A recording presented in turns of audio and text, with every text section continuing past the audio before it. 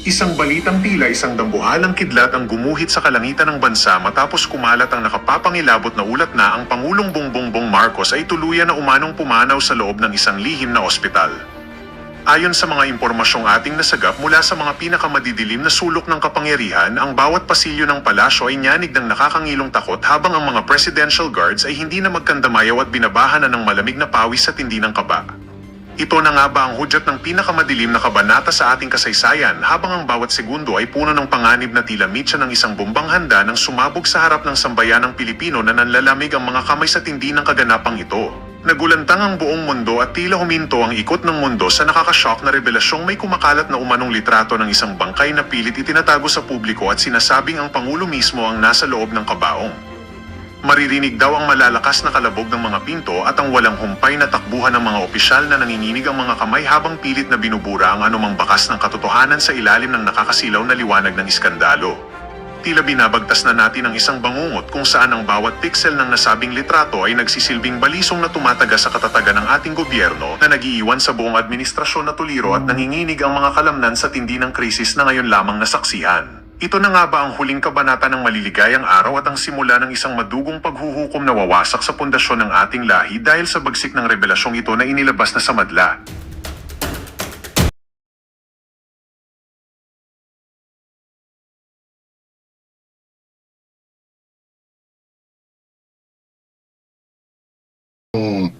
Anong pangalan nito? Paano? Wala, depende na yan. Ang problema natin number one, no? Yung kung halimbawa, ito ay makarating sa Committee on Justice, yung presiding officer ng House Committee on Justice, may usapin pa riyan na unless siguro kung mag-excuse si Congresswoman Luistro, dahil una may usapin pa riyan dahil may utang pa yata kay Vice President yan, no? Na hindi pa binabayaran kung ilang taon na.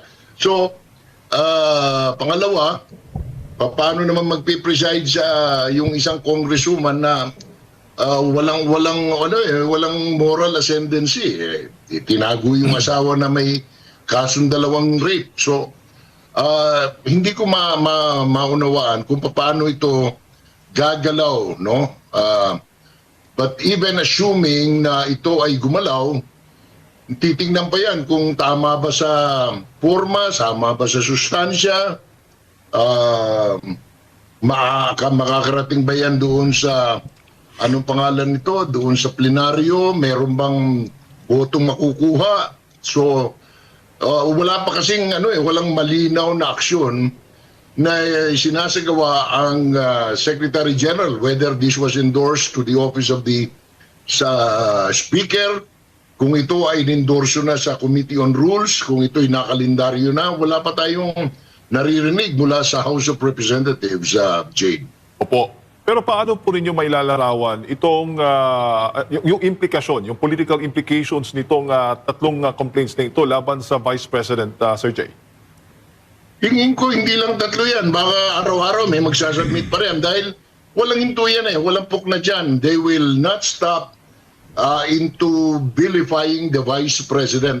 Ang tingin ko riyan na itong dami ng bilang, yung mga ganitong mga akusasyon, these are all intended to vilify the Vice President, hoping na bababa yung kanyang public acceptance at masisira yung kanyang image bago mag-2028 elections, Jade.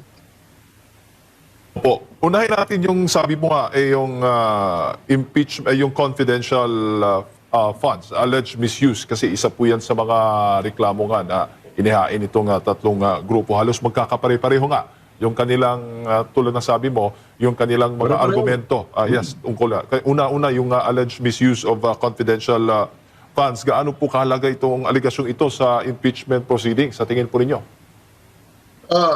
Kasi kung titindig yan, hindi titindig kung susundin talaga ang rules, no?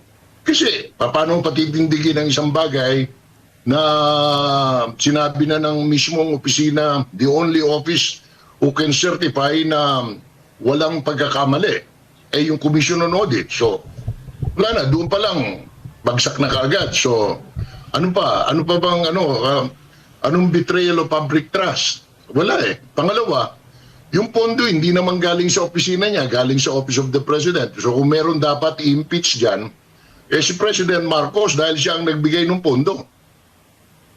At yung pangalawang complaint pa, itong mga nababanggit din, usually, yung tungkol sa alleged fabrication ng mga dokumento nga o ng dokumento mula sa COA. Sa inyong palagay, ano naman po kalakas ang ebidensyang ito laban kay Vice President? Basura din kasi malinaw naman ang rules ng ng auditing and accounting procedures ng gobyerno. Ang intelligence and confidential fund is kahit maglagay ka lang ng isang kaprasong papel, no? Doon sa envelope, isisil yan, hindi pwedeng buksan. Yun na yung that is the only requirement of law. So, paano magiging paano tatayo yung kaso?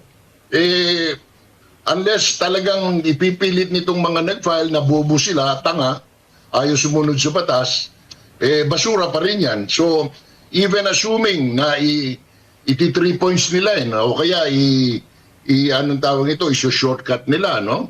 Assuming lang na makakakuha sila ng enough votes, which is, I doubt very much, no? Kung makakakuha sila ng sapat na boto, kasi 3/4 yan eh. Kung may mga maglalakas loob ng mga congressman na mag-i-endorse o pipirma o boboto riyan, iakit pa rin yan sa Supreme Court. Kukwestiyonin na kagad yan on technicality. Malinaw yung mga rules na Supreme doon sa desisyon ng Supreme Court. Kahit na nagmamagaling sila, Congressman Defensor at kung sino-sino pa, na sinasabing ito'y mali ang Supreme Court, wala namang ibang pwede magdesisyon niya kundi ang Supreme Court. So, kala sila. So, sabi ko nga, they can always submit, no, any and all impeachment cases o articles of impeachment, pero ang question dyan, lulusot ba? No? Opo. Meron titindig ba? Kasi ang alam naman natin, malinaw naman yung kanilang intensyon. Ang intensyon lang nila, bubombahin ng marami-raming issue, magpe-press conference, gagamitin yung mainstream media na kontrolado nila or hindi ko sinasabing bayad nila, pagkatapos para lang masira ang pangalan ni Vice President Sara Duterte. Pero malino na sa tao eh. Pag 97% yung tao behind the Vice President, how can you go wrong? Nagsasayang lang eh. Sabi ko nga, kahit na araw-araw magsalita si Ronald Llamas, araw-araw mag-press conference si Laila de Lima, kahit na anong klaseng tabinging pa statement ni Sendanya at nito sila Ridon. Alam naman natin, ito yung mga mga alagad ng komunista ng communist terrorist group, and their intention is just to bring down the government, Sara Duterte included. Opo. At yung isa pa sa mga grounds nitong impeachment complaints, pinagsanib ko na, Sir Jay, para at least magkaroon ng kaalaman na ating mga kababayan. Itong tungkol nga doon sa nabanggit po ninyong nagtuturo sa posibleng nangyari ang pamimigay ng pera sa mga DepEd officials nung panahon ni Vice President Sara Duterte, nung kalihim pa siya ng DepEd. Anong pananaw mo naman doon sa credibility ng mga testimonya ng mga nakatanggap ng cash envelopes? Alam mo, isang tatay yung gusto lang tumistigo dyan, yung former undersecretary na sinipa sa trabaho dahil siyang gumagawa ng pera eh. Pangalawa, lalabas pa riyan, I do not know whether they will pursue that, no? Because meron na tayong mga documents in the past stating na ang First Lady ang siyang may pakanan itong mga envelope na ito. Gusto ba nilang umabot sa magulong usapan na pati si First Lady Marcos ay kailangan umupo at tumistigo because she will be summoned kapag tinuloy nila yan.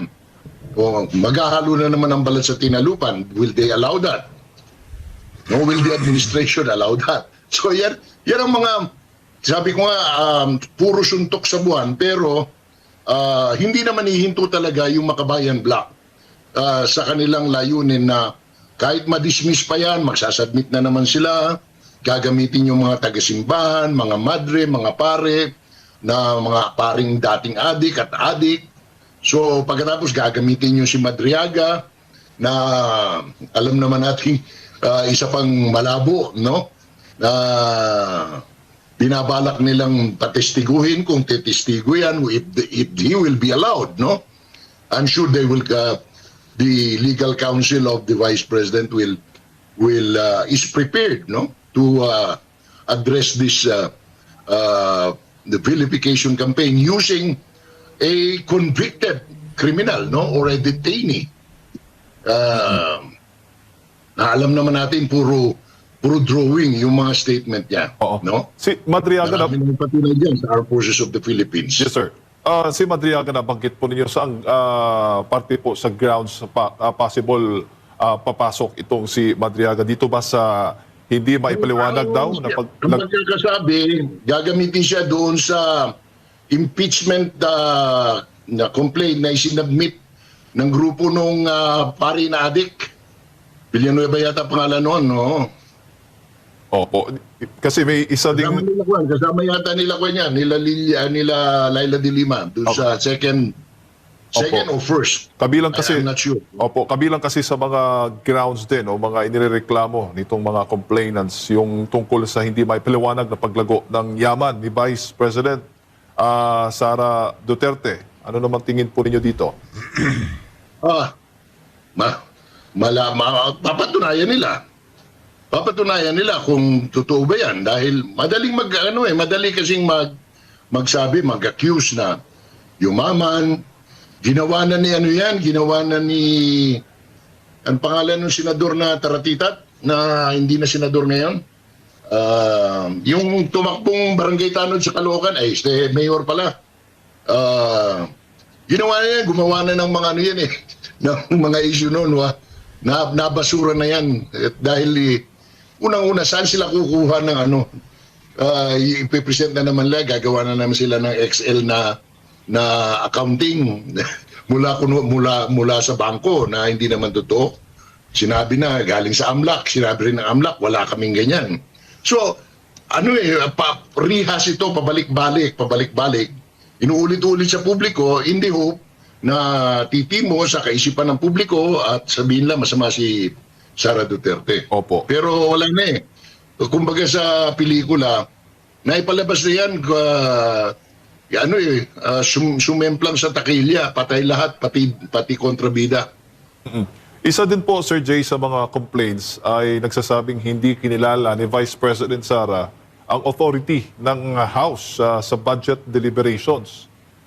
Ito ba para po sa inyo masasabi nating dereliction of duty or karaniwang political maneuvering lang?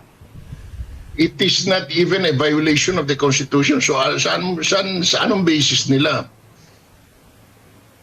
Walang kaya nga napakatalino ng mga gumawa ng mga articles of impeachment puro sablay Opo, at ito pa, may aligasyon din na nagpahayag si Vice President Sara ng banta sa buhay ng Presidente at House Speaker. Yan, gaano ba kabigat yung aligasyon na yan para sa inyo? Dismiss na nga yung kasong yan sa sa Quezon City, Fiscal's Office pa lang, nabasura na So paano titindig ngayon yan? Ang basis nila. Opo, at isa pa, ito, huli na lang, itong alleged role ng Vice Presidente sa extrajudicial killing sa Davao City. Ito ba, madali bang mapatunayan nila ito? Naman nila yan. Nandun din yan sa unang yung mga binasurang articles of impeachment noong nakaraang taon, no? Na wala rin Kasi anong kailangan patunayan nila. Wala namang wala namang pruweba. Puro allegation.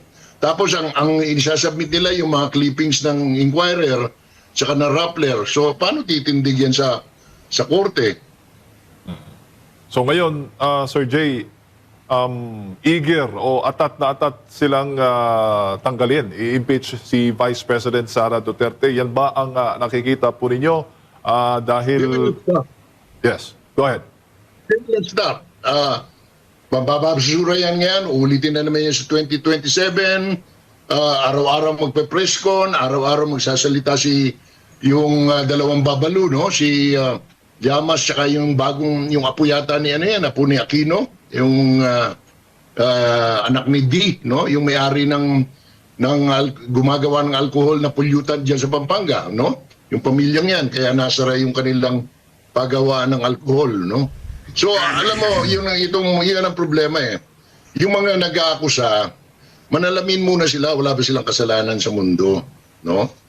Pero kung si Sara Duterte na involved dyan sa flood control project scandal, anomaly, bilyon-bilyon na maleta, ay tatayo yung kasong yan. Ang problema, hindi naman sangkot si Duterte sa mga ganyan skandalo. Farm to market, wala naman siyang farm to market. Missing classrooms. O hindi naman siya nagpatayo ng 22 classrooms na sa loob ng 3 taon. O, anong ikakaso nila? Yun nga eh. Pabalik-balik sila dyan sa because there are no issues talaga. Kaya inulit-ulit lang nila yung Mary Grace Piatos. Hindi ubra talaga yun eh. Kahit na maglupasay pa nga sila sa gitna ng Highway 54 o EDSA, walang tatayong articles of impeachment eh. I'm sorry ha. Hindi ako siya nagmamagaling because hinimay na yan, no? Ilang daang beses hinimay by lawyers, even first-year College of Law students. The articles of impeachment as filed as it stands will not merit any tawag nito argument, no? Acceptable argument na sinasabing ito ay betrayal of public trust or a violation of the Constitution, 1987 Constitution. Sir Jay, bago So, sayang lang yung pagod nila kasi like, for example, nakita natin nung mag-file sila, meron pa silang trolling gamit. Parang puro optics eh. Yun ang problema ng mga kontra kay Duterte, no? Kay Sara. Kasi dinadaan nila sa pabida, dinadaan nila sa optics na, kita niyo ito, 855 pages. Alam niyo kung dinonate siya sa mga estudyante, nagamit pa ng mga estudyante yung kukunban, sabi nga ng mga nag-aaral sa probinsya, no? Sayang ba? Opo. Bago ko ipasa kay partner Admar, Sir Jay, para po sa inyo, gaano kataas yung tsansang maalis sa pwesto si Vice President Sara Duterte? Malabo. Baka ang problema pa rin, baka kasi kung dumating man ito, hindi naman sa pag-ano, assuming arguendo na ito ay pakikinggan ng House Committee on Justice under Batangas Representative Luis Tro, no? Mahabang proseso yan. Ang problema nila dyan, what if bigla namatay si Bongbong, naging presidente siya, no? Si Sara, dinayatot na. Di ba? Maraming posibleng mangyari. Kaya nga yung mga nakausap nating congressman, I have talked to several congressmen in the last several weeks because they know their politics. Ano yan yung mga congressman, Diyos ko po. Ang maiingay lang talaga dyan yung mga party list ng Makabayan Black because that is their intention. Their intention is to bring down this government, including the president, no? And the vice president. That's why takot na takot yan. Alam mo bakit, Admar? Yan kasing 125 million na sinasabi nila na intelligence and anong tawag niyan? Fund, no? Ginamit kasi yan doon sa pagbaka sa recruitment ng mga NPA, ng mga komunista, sa mga estudyante. Kaya takot na takot sila. Gusto lang gusto lang balikan si Sara at gusto lang mawala si Sara dahil pagka si Sara naging presidente sa 2028 or earlier, no, as the case may be, nasubukan na nila sa Davao City na wipe out sila. Lalo pa pag nagpresidente yan, di talagang mawa-wipe out sila. So yan ang kanilang takot talaga. Cuentas claras. Manang Jay, mag-ayong buntag, Senator po ito. dito po ako, gusto ko lang po na baka kayo'y makakasagot dito po sa naging katanungan ni Congressman Pulong Duterte sa kanyang post 13 hours ago kahapon ito. Basahin ko lang po yung kanyang tanong. Have we really forgotten the trillion peso flood control anomaly or are we being made to forget? Manang Jay, kasi nabanggit mo yun kanina yung diversion na issue. Oo. Kasi, ang daming pinalutang nila. Ngayon, ang pinalulutang nila yung yung conflict sa South China Sea. Sabi ko nga, balinaw naman wala namang argument dapat dyan, no? Yung South China Sea issue.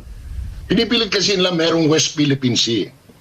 Sa totoo lang, kahit saan ka manaliksik o ma-research, all over the world, there is no such animal as West Philippine Sea. Kasi ang salitang West Philippine Sea ay inimbento ng Pilipino noong panahon ni Presidente Aquino, no? Benigno Aquino III.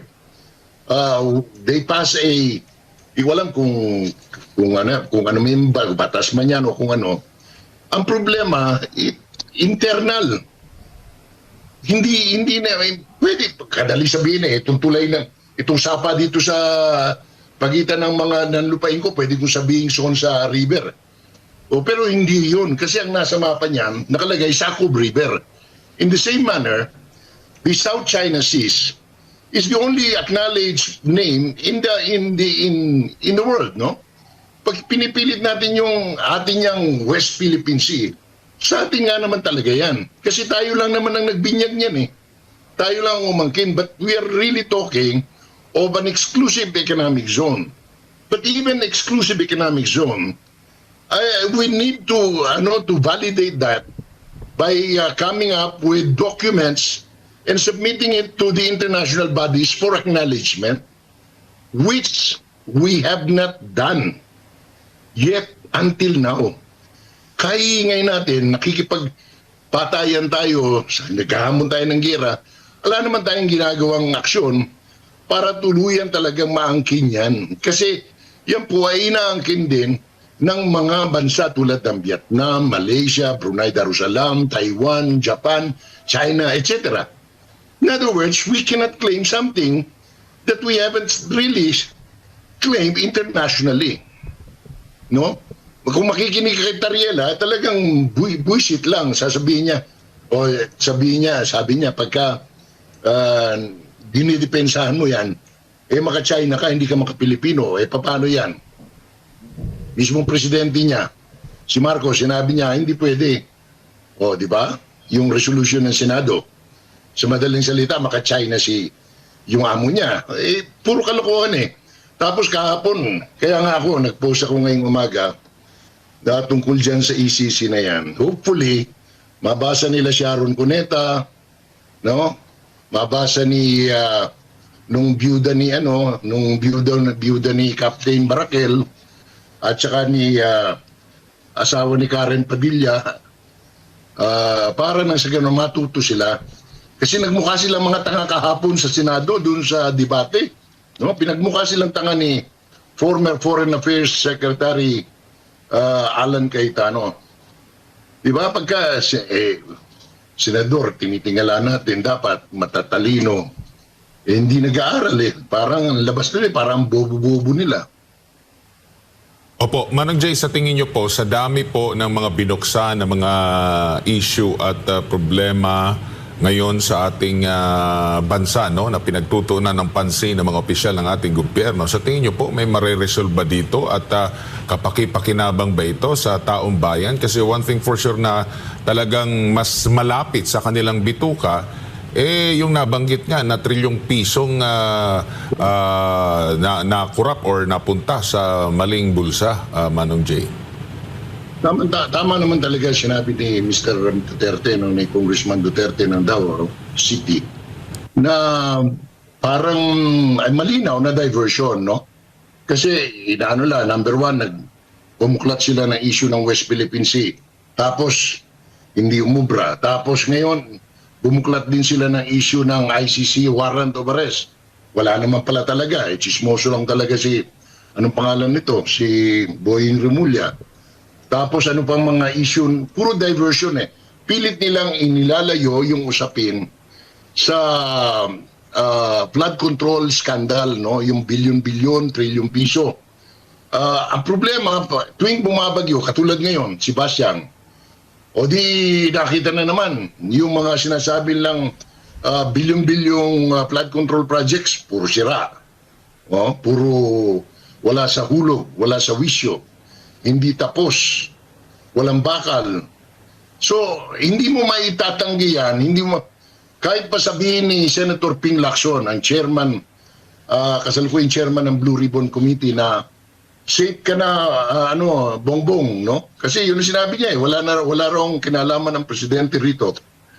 Napakalinaw naman ng pananagutan ng presidente rito.